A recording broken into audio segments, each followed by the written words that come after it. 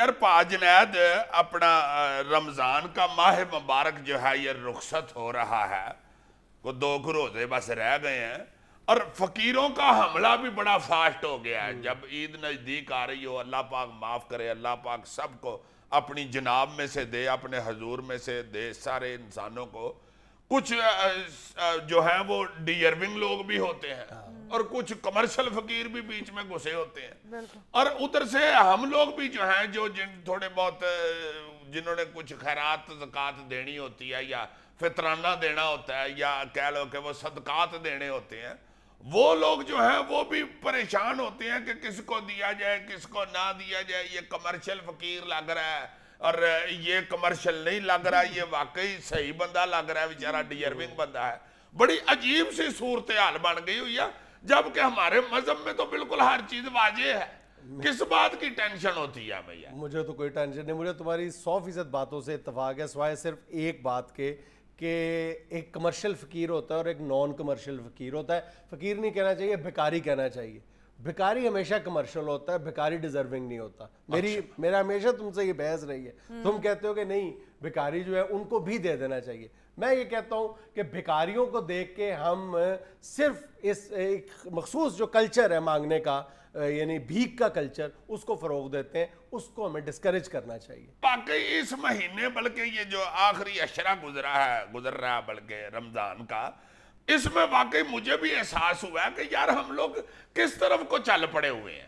جب ایک واضح حکم صادر کر دیا گیا ہے، صادر فرما دیا گیا ہے کہ بھائی اپنے سب سے پہلے اپنے بہن بھائیوں کو دیکھو، گھر میں دیکھو، اس کے بعد اپنے رشتہ داروں کو دیکھو، اور جو فرسٹ رشتہ ہے جن کے ساتھ آپ کا ان کو دیکھو، اس کے بعد سیکنڈ پہ آ جاؤ، پھر تھرڈ پہ آ جاؤ، پھر ہمسایوں میں بھی دیکھو، ملےداری میں بھی دیکھو۔ ترجیحات کا واضح انداز میں تعین کر دیا گیا ہے، پھر تو کوئی ابہام نہیں ہے۔ اور دوسری بات یہ ہے کہ ہمیں تھوڑا سا جو یہ بے شک بھیک دینا ہو، بھیک نہیں کہنا چاہیے۔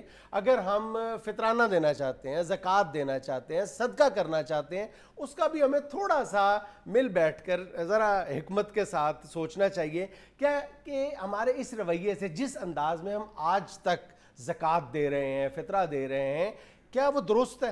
میرا خیال ہے کہ شاید ہم درست انداز میں یہ کام انجام دے نہیں پا رہے۔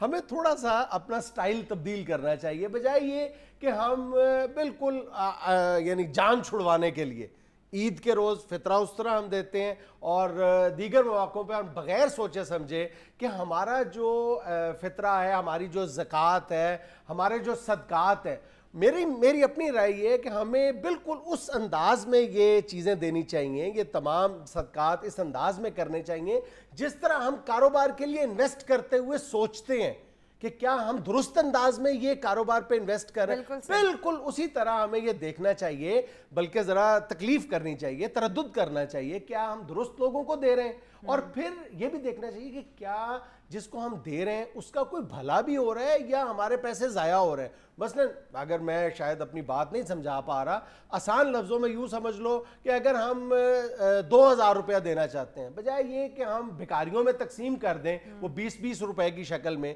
اگر 2000 روپیہ میں دینا چاہ رہا ہوں، 2000 روپیہ تم دینا چاہ رہے ہو، 2000 روپیہ ناجیہ دینا چاہ رہی ہے، تو ہم 6000 روپے جمع کر کے کوئی ایسا خاندان تلاش کر لیں اور اس کو کوئی کاروبار کروا دیں۔ بالکل صحیح۔ پھر آپ کا جو صدقہ ہے وہ صدقہ نہیں رہتا، وہ صدقہ جاریہ بن جاتا ہے، تو جاری رہے گا نا۔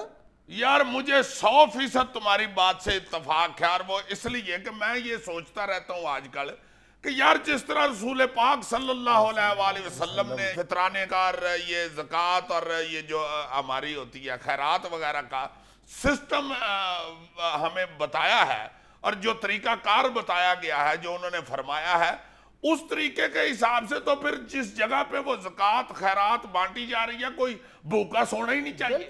اگر یہاں پہ خودکشیاں ہو رہی ہیں بھوک کی وجہ سے، یا پہ موتیں واقعہ ہو رہی ہیں، تو میں سمجھتا ہوں کہ پھر ہم میں کوتاہی ہے، ہم واقعی اپنی خیرات زکوٰۃ صدقات صحیح نہیں بانٹ رہے۔ بالکل بالکل۔ اچھا، رسول اکرم کی حیات طیبہ میں بھی ہمیں ایسے واقعات ملتے ہیں کہ جہاں پہ انہوں نے باقاعدہ کسی جو ڈیزرونگ آدمی تھا اس کو کاروبار شروع کروایا لکڑیاں کٹوانے کا، کہ اس کو ایک لے کے دیا، رسہ لے کے دیا، اور ایک کلاڑا لے کے دیا کہ جاؤ اور اپنا کام کرو۔ بجائے یہ کہ اس کو بھیک دی, اس کو کام شروع کروایا. لیکن آج کل تو معاملہ ہی الٹا ہے نا. آپ اگر کسی بھکاری کو یا ضرورت مند کو کوئی کاروبار کی تجویز دیتے ہیں, لے جانا چاہتے ہیں, تو وہ آگے سے نخرے کرنا شروع کر دیتے ہیں. یہ تو تم نے ہنسی والی بات کر دی ہے. میں نے ایک بھکاری کو کہہ دیا نا, مجھے کہتا ہے یہ مر گیا ہوں. اوئے ہوئے ہوئے ہوئے, تمہاری مہربانی آج 100 کا لوٹ ہی لے کے جانا. ایک منٹ ٹھہر جاؤ, پہلے یہ بتاؤ کہ بھکاری کو تمہارا نام پتا تھا؟ یار یہ کوئی چھوٹا آدمی ہے, یہ چھوٹے چھوٹے لوگوں کو پتا ہے یہ کا. ہاں یہ تم کہتے کہ یرداری تمہیں جانتا ہے, تو اس پہ میں چلو شرمندہ ہوتا, نہیں جانتے ہوں گے یرداری صاحب. بھکاری تو مجھے سارے جانتے ہیں. اور میں نے کہا میری بات سنو, تم ہر دوسرے دن کہتے ہو کہ میری اماں بیمار ہے, اس کے لیے 100 روپیہ دے دو. بیٹھو یار, میرے ڈاکٹر واقع ہے ارشد چوہان صاحب, میں ان کو جا کے کہوں گا ڈاکٹر صاحب اس کی اماں کا فری علاج کر دے. بیٹھو سکوٹر پیچھے, سکوٹر کے پیچھے میں نے بٹھا لیا.